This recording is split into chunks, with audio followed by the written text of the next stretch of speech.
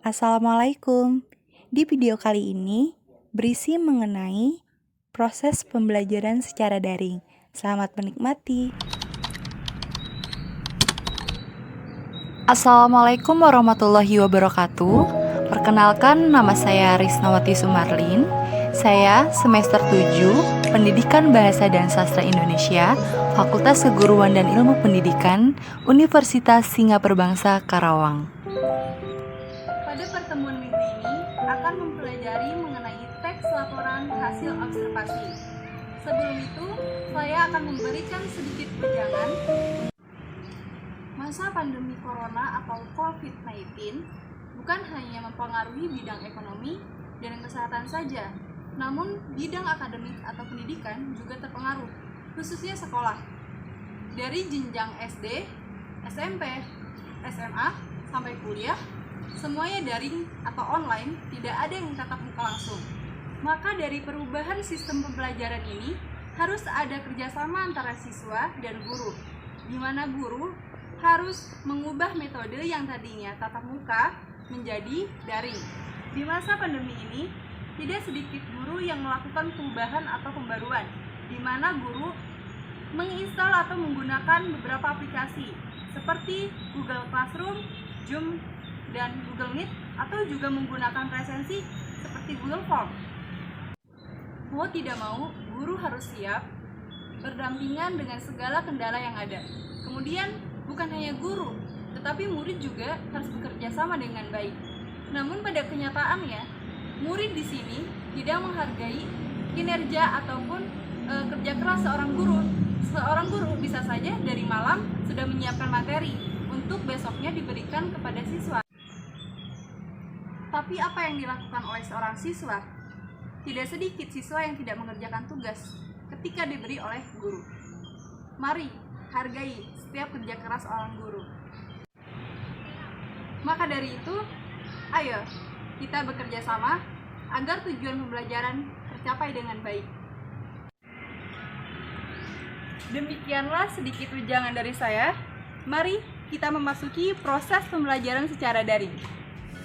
Berikut ini merupakan contoh proses pelaksanaan pembelajaran daring di mana dapat menggunakan Google Meet, Zoom.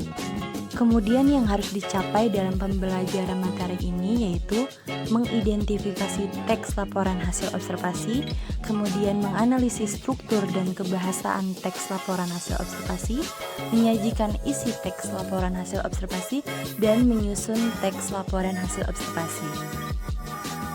Pada pertemuan minggu ini, kita akan memasuki materi mengenai teks laporan hasil observasi.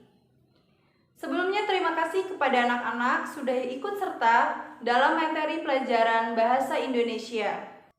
Teks laporan hasil observasi. Apakah ada yang tahu? Apakah ada yang sudah membacanya? Bahkan mempelajarinya?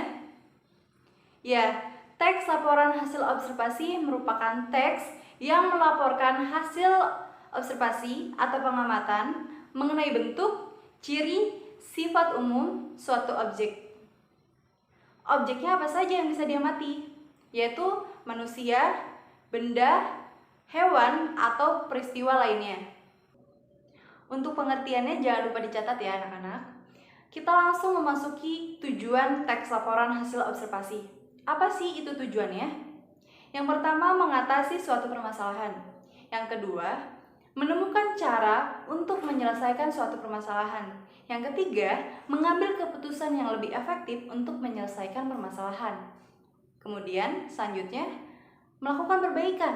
Dan yang terakhir, mengetahui perkembangan suatu permasalahan. Sudah dipahami anak-anak? Lanjut kepada fungsi.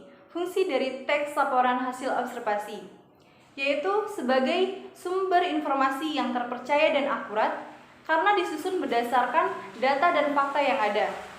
Lalu, sebagai laporan pertanggungjawaban dari hasil kegiatan pengamatan. Kemudian, sebagai sarana mendokumentasikan hasil dari kegiatan.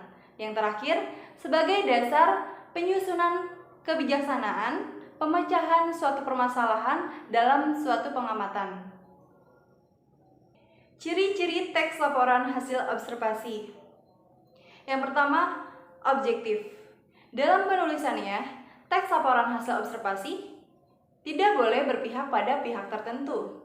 Kemudian, fakta. Dalam penulisannya, teks laporan hasil observasi ini harus menyajikan atau menjabarkan data yang sebenarnya tanpa adanya suatu karangan. Kemudian, sistematis. Dalam penulisannya harus baku, runtut, dan juga ilmiah. Kemudian, lengkap. Dalam penulisannya juga harus sesuai dengan data yang dihasilkan ketika melakukan pengamatan. Kemudian spesifik.